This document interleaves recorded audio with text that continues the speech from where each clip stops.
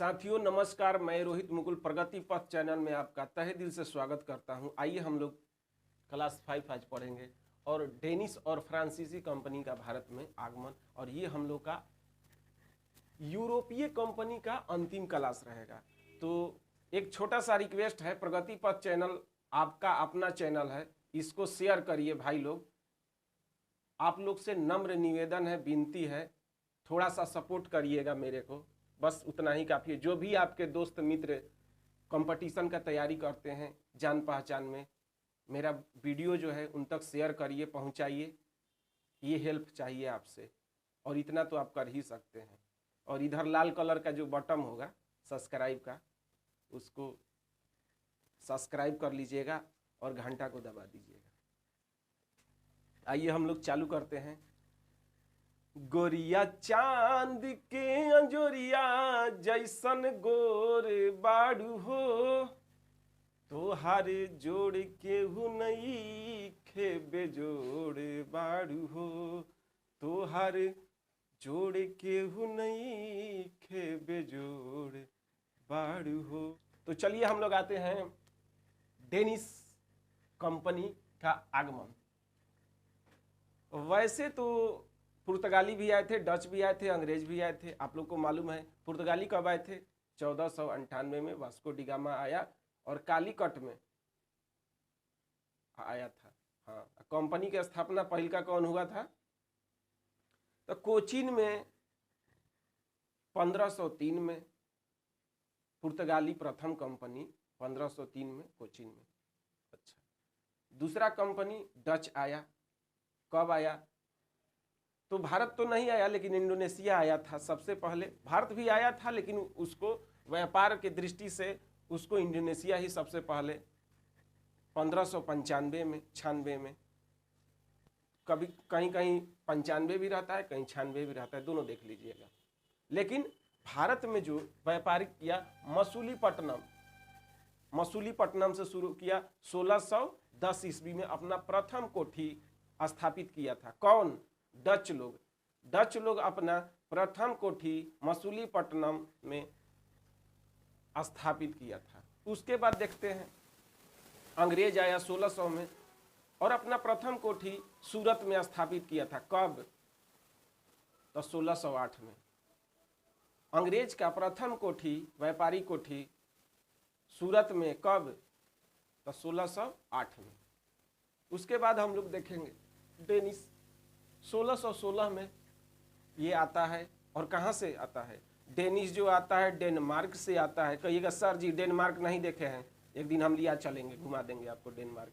Jutland प्रायद्वीप है Europe में, उत्तरी तरफ देखिएगा तो जूटलैंड प्रायद्वीप है, उसी पर डेनमार्क देश जो है बसा हुआ है, वहीं से ये लोग आया हुआ था। और ये कोई खास एग्जाम के दृष्टिकोण से इसके बारे में डिटेल पढ़ना नहीं है, फिर भी आप लोग जान लीजिए कि तमिलनाडु के तंजौर में इसका एक व्यापारिक कोठी था और बंगाल में सीरमपुर। तमिलनाडु में तंजौर और बंगाल के सीरमपुर में दो व्यापारिक कोठी डेनमार्क की जो कंपनी डेनिश थी उसका था। ये 1616 में आया था, 1745 में अंग्रेजों को बेच करके हो गया। 1745 में अंग्रेजों को बेच करके चला गया। कोई बात नहीं, हम लोग इंजॉय करके पढ़ेंगे। अरे इतना पढ़ना है कंपटीशन में, माथा अलबला आ जाएगा, इसलिए होले होले मजा ले लेकर पढ़िए, रसे रसे पढ़िए। 21वीं सदी आ गया है, हिचकोरा ले लेके पढ़िए। फ्रांसीसी कंपनी 1664 में आता है। फ्रांसीसी कंपनी जो आता है 1664 में आता है, और इसके बारे में हम लोग देखेंगे, क्योंकि फ्रांसीसी और डचों के बीच युद्ध होता है, अंग्रेज उसमें लाभ उठाते हैं, अंग्रेजों से भी होता है। हम लोग सारे युद्ध पढ़ेंगे। आइए हम लोग देखते हैं इसका।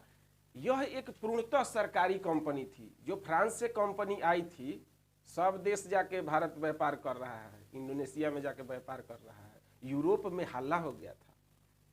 तो यूरोप के जो देश है फ्रांस, वहां का राजा था लुई 14वां और एक मंत्री था कोलबर्ट। कोलबर्ट कह रहा है ए राजा जी सब कंपनी जाके भारत में व्यापार कर रहा है, हम लोग ना करें? तो लुई 16वां कहता है काहे नहीं, करना क्या है बोलो, तो एक कंपनी की स्थापना किया जाए। तो कोलबर्ट के कहने पर लुई 16वां नहीं 14वां जो है, याद रखिएगा 16वां दूसरा है, लुई 14वां जो है एक कंपनी का गठन करता है, जिस कंपनी का नाम क्या रहता है, तो the company and oriental, the company and oriental, याद रखिएगा। पुर्तगाली से जो कंपनी आया था एस्तादो द इंडिया, और डच वाला कंपनी था तो वेरी गंदे ओस्ट इंडीज कंपनी का नाम था। अंग्रेज वाला कंपनी का नाम क्या था, कोई सर जी बहुत लंबा है, कोई बात नहीं, ईस्ट इंडिया कंपनी बोल दीजिए, वहां उतना से भी चल जाएगा काम, नहीं तो याद है तो अच्छी बात है। तो कंपनी की तो स्थापना हो ही गई थी 1664 में, लेकिन यहां पर जब व्यापार करने के लिए आया तो कुछ उस तरह से इसको मुनाफा नहीं हो रहा था, क्योंकि पहले से ही 3-3, 4-4 कंपनियां यहां पर रन कर रही थी। पुर्तगाली हो, डच हो, अंग्रेज हो, डेनिश भी आ गया था। ये सब कंपनियां खास करके तो अंग्रेज और डच, पुर्तगाली, ये सब तो व्यापार में जमे हुए थे। अब इसको मिलिए नहीं रहता मौका कहीं कि अच्छा से मुनाफा किया जाए। और 3 क्षेत्र था व्यापार करने के लिए, एक मद्रास, एक बंगाल और एक बंबई। ये तीनों के तीनों क्षेत्रों में ये सारी कंपनियां पहुंच गई थी और अपना कंपटीशन वहीं कर रहा था, एक दूसरे में ही जो एक कंपटीटर बन गया था ये कंपनी। फ्रांस को भी चाहिए था मौका कि हम भी कुछ करें, तो एक यहां पर गवर्नर आता है फ्रांसिस्को कैरो, जिसने कोठी स्थापित करने के लिए सूरत को चुना।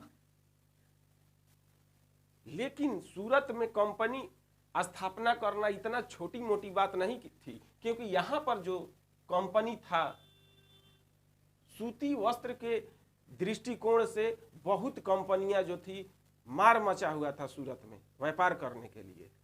तो एक ईरान के व्यापारी रहता है मरकरा, याद रख ले रहिएगा, ईरानी व्यापारी मरकरा रहता है। मरकरा की सहायता से यहाँ अगले वर्ष 68 में सूरत में ये अपना प्रथम कोठी की स्थापना कर देता है। कौन? अरे जो इसका गवर्नर आया था फ्रांसिस्को कैरो, कैरो ने मरकरा की सहायता से आयल था 67 में और 68 में यहाँ सूरत में अपना प्रथम कोठी की क्या कर देता है, स्थापना कर देता है। तो फ्रांसिसियो का प्रथम कोठी की स्थापना सूरत में 1668 में, और जस्ट अगला साल क्या करता है, एगो मसूलीपट्टनम में भी कर देता है। मसूलीपट्टनम यहाँ देखिएगा तो अगला साल यानी 1669 में, 1668 में सूरत और 69 में मसूलीपट्टनम। अब कहिएगा कि सर जी डच भी, अंग्रेज भी और पुर्तगाली भी सब तो सूरत में भी है और मसूलीपट्टनम में भी है, इहो आ गया, अब क्या होगा,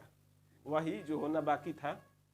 इसको मौके नहीं मिल रहा है अच्छा से कारोबार करने के लिए। तब ये क्या करता है कि मसूलीपट्टनम में तो जो व्यापार करता है ये, अरे मसूलीपट्टनम के बगल में ही गोलकुंडा है, तो गोलकुंडा के शासक से परमिशन लेकर के यहाँ पर मसूलीपट्टनम में कार्य कर रहा था, और अपना दिमाग चला करके क्या करता है कि मद्रास का ही एक क्षेत्र रहता है सेंट थोमे। सेंट थोमे में इसका सेना नायक जो रहता है दी लाहे ने क्या किया, सेंट थोमे नामक स्थान पर जाके थोड़ा व्यापारिक गतिविधियां करने लगा, अपना कुछ कब्जा करने लगा, जिससे गोलकुंडा के शासक नाराज हो गए। क्यों नहीं नाराज होंगे, हमारा क्षेत्र है, हमारा बिना परमिशन के कोई आके कुछ करने लगेगा तो हमको नाराजगी होगा ना जी। तो गोलकुंडा के शासक को क्या हो गया, नाराजगी हो गया। दी इलाहे जो था सेंट थोमे में 1672 ईस्वी में क्या करने लगा, अपनी व्यापारिक गतिविधियां चालू कर दिया, जिससे नाराज हो गया कौन, गोलकुंडा के शासक। और डच जो था यहाँ पर उन लोग को तो ऐसा ही जलन था, नया कंपनी आने नहीं देना चाहता था, इसलिए डच की सहायता से डच जो थे ना कान फूक दिए थे, किसका, गोलकुंडा के शासक को, कहे कि राजा जी आप जो है ना उसको भगाइए तो फ्रांसिसियन को। तो डच की सहायता से गोलकुंडा के शासक क्या करते हैं, सेंट थोमे में जाते हैं और दी इलाही को कहते हैं चलो भागो भागो यहाँ से, तुम केकरा से पूछ के यहाँ कंपनी स्थापना कर रहा है, हमरा से पूछला ना ना, चला जाता यहाँ बोरिया बिस्तर हटावता। ओकरा बाद वही नहीं, मसूलीपट्टनम से भी अरियात देता है फ्रांसीसी को, पैदले पैदले, यानी सेंट थोमे भी गया और मसूलीपट्टनम भी गया, और जौन कौनवा फूकले था ना डच लोग, उसको दे देता है।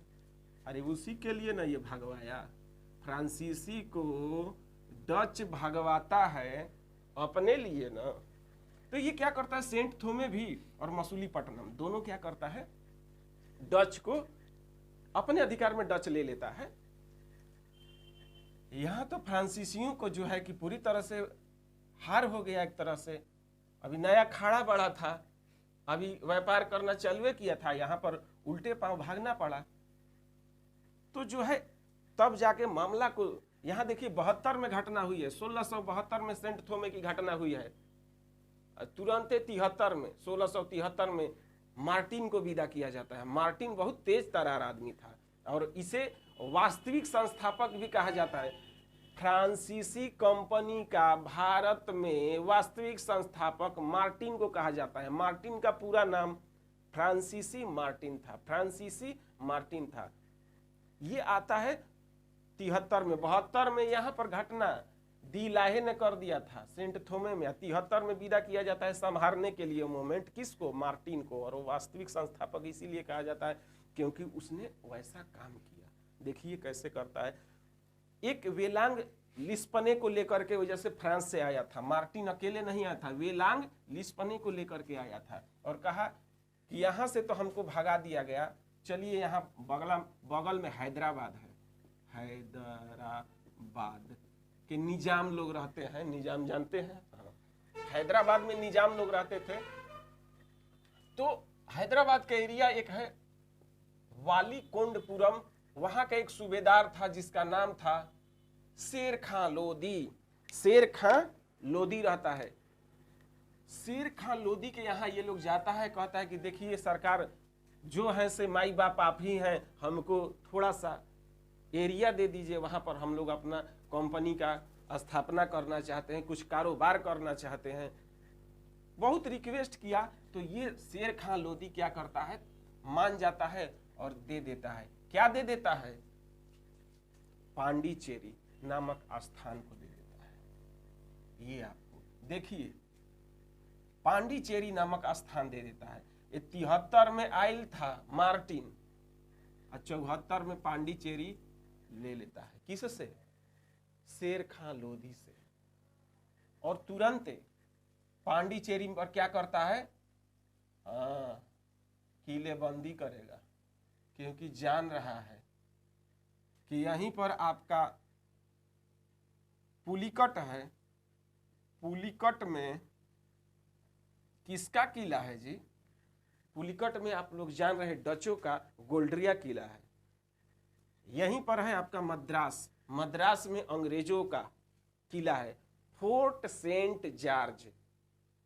फोर्ट सेंट जॉर्ज किला अंग्रेजों का है। और यहीं पर पांडिचेरी है, आसे पास सब एरिया है। कहा कि कभी भी हमको खतरा हो सकता है, इसलिए अब ऐसे नहीं, अपना किलाबंदी करके रहेंगे। पांडिचेरी का किलाबंदी करा देता है। और क्या होता है उसके बाद, आइए हम लोग देखते हैं। इसके अलावा ये लोग बंगाल के क्षेत्र में भी व्यापार करने के लिए विचार करता है। और बंगाल में एक शासक बंगाल का सूबेदार रहता है, शाइस्ता खां। शाइस्ता खां बंगाल का सूबेदार रहता है, उसके यहाँ जाता है और फिर वही चीज गोड़ हाथ पर के रिक्वेस्ट करता है, सरकार हमको कंपनी को स्थापना करने के लिए थोड़ा सा हमको केवल जगह दे दीजिए। और वही थोड़ा थोड़ा थोड़ा करते करते पूरा हो जाता है। तो शाइस्ता खां भी कहता है ठीक है कोई बात नहीं, चंद्रनगर हमारे पास पड़ा हुआ है, अभी वहां कोई व्यापार नहीं कर रहा है, जाइए चंद्रनगर में आप व्यापार करिए। तो बंगाल में फ्रांसीसियों का एक जो है कोठी चंद्रनगर में है। और 92 में यहाँ कारोबार चालू हो जाता है। और तुरंत 93 में देखिएगा, 1693 में एक बहुत बड़ा माजरा हो जाता है। क्या होता है, तो सूरत में भी डच और फ्रांसीसी अंग्रेज सब है। यहाँ मसूलीपट्टनम में भी है, इस छोर पर भी है, बंगाल में भी सब है। तीनों जगह ये सारी कंपनियां हैं, डच है, अंग्रेज है, फ्रांसीसी भी आ गया है। तो जो है कि एक दूसरे में क्या होता है, टकराना चालू होता है। तो यहां पर बंगाल में फ्रांसीसी क्या करने लगे, डचों को थोड़ा झड़प होता है, तू मैं होता है, लेकिन डच यहां पर उसका जवाब नहीं देता है। डच जवाब कहां देता है, सीधे फ्रांसीसी का केंद्र जो था पांडिचेरी, वहां पर हमला बोलता है। यहाँ 92 में आयल था, 93 में तू मैं होता है, 93 में पांडिचेरी पर हमला कर देता है। 1693 में पांडिचेरी पर क्या कर देता है, हमला कर देता है। 1693 में पांडिचेरी पर हमला बोल देता है और क्या करता है, पूरी तरह से पांडिचेरी से भगा देता है। किसको, फ्रांसीसियों को भगा देता है। 93 में भगैले 5 साल तक उसको नहीं सुनता है, 5 साल तक कोई समझौता नहीं, 5 साल तक ये डचों के कब्जा में रहता है। कौन चीज, पांडिचेरी। अब 5 साल के बाद 1698 में एक समझौता होता है, संधि होता है, जिसको रिजविक की संधि कहते हैं। 1698 में रिजविक की संधि से पांडिचेरी को वापस डचों ने दे दिया। किसको, फ्रांसीसियों को। और फ्रांसीसी उसके बाद जो पांडिचेरी में बसे, तो ये क्या, भारत के आज़ादी के बाद तक भी नहीं छोड़े और जाकर विजय ऑपरेशन चलाना पड़ा। जाकर के 1954 में पांडिचेरी से फ्रांसीसियों को विदाई करना पड़ा। और यही नहीं, इसके अलावा भी कई क्षेत्र थे भारत के अलावा। 1721 में मॉरिशस पर भी ये अपना जो है कि अधिकार कर लिए थे। 1721 मॉरिशस, जहां भोजपुरी बोला जाता है। हाँ देखिएगा ना, तो अफ्रीका महाद्वीप के बगल में देखिएगा मेडागास्कर द्वीप है, मेडागास्कर द्वीप के बगल में ही मॉरिशस है, एक देश है जहां पर भोजपुरी बोली जाती है। वहां पर भी फ्रांसीसियों का क्या हो गया, कॉलोनी बस गया। उसके अलावा यहाँ केरल में जो है माहे, 1724 में माहे, कराईकल, तमिलनाडु में जो है कराईकल, 1739 में कराईकल, यमन और पांडिचेरी, ये सब जगहों से आज़ादी के बाद जो है कि ये लोग को भगाया गया है। और इसी फ्रांसीसी जगह को, पांडिचेरी, कराईकल, यमन और माहे को आज केंद्र शासित प्रदेश पुडुचेरी के रूप में हम लोग जानते हैं, जो कि पूरी तरह से 3 स्टेट में है। पांडिचेरी 3 राज्यों में है। पांडिचेरी जो हमारा केंद्र शासित प्रदेश है, 3 गो राज्य में है। पहिलका उसका जिला माहे केरल में है, कराईकल जो है आपका, ये कराईकल तमिलनाडु में है, और पांडिचेरी यमन आंध्र प्रदेश में है। तो इस तरह से हम लोग पांडिचेरी को देखते हैं। आगे देखिएगा तो कर्नाटक युद्ध होता है। कर्नाटक युद्ध 3 गो होगा, हम लोग नेक्स्ट क्लास में इसको डिटेल पढ़ेंगे। प्रथम कर्नाटक युद्ध जो होता है 1746 से 48 तक, 1746 से 48 तक पहिल का, और फिर 1749 से 54 तक दूसर का कर्नाटक युद्ध, और तीसर का 55 एगो गैप रहता है, याद रखिएगा 55 गैप रहेगा, 56 से 63 तक, 1756 से 63 तक तृतीय कर्नाटक युद्ध होता है। और तीनों का जो संधि होता है याद रखिए, पहिलका का जो युद्ध विराम होता है एलासापल की संधि से, कब हुआ था, तो वही आपको 48 में हुआ था एलासापल की संधि। दूसर का जो हुआ था पांडिचेरी की संधि, लेकिन ये आपको 54 में नहीं 55 में होगा। 1755 में आपको पांडिचेरी की संधि से समाप्त होता है। और तीसर का युद्ध की समाप्ति जो होता है पेरिस की संधि 1763 में होता है। और इसके बाद एक और कंपनी आती है स्वीडिश कंपनी 1731 में, जो हम लोग के पढ़ने एग्जाम के दृष्टिकोण से नहीं है। तो हम लोग आज के सेवा को इतना ही पर रखेंगे, स्थगित करेंगे। और मेरे क्लास को लगता है कि सर थोड़ा बहुत मेहनत कर रहे हैं, तो दिल खोल के भाई लोग शेयर कर दो। एक बार मैं आप जितना उम्मीद नहीं करिएगा उससे ज़्यादा देने का कोशिश करेंगे और देंगे भी। केवल एक बार जो भी भाई बंधु कंपटीशन की तैयारी करता है, आपके नज़र में जो लोग होगा उसको शेयर करिए। तब तक के लिए जय हिंद, जय भारत।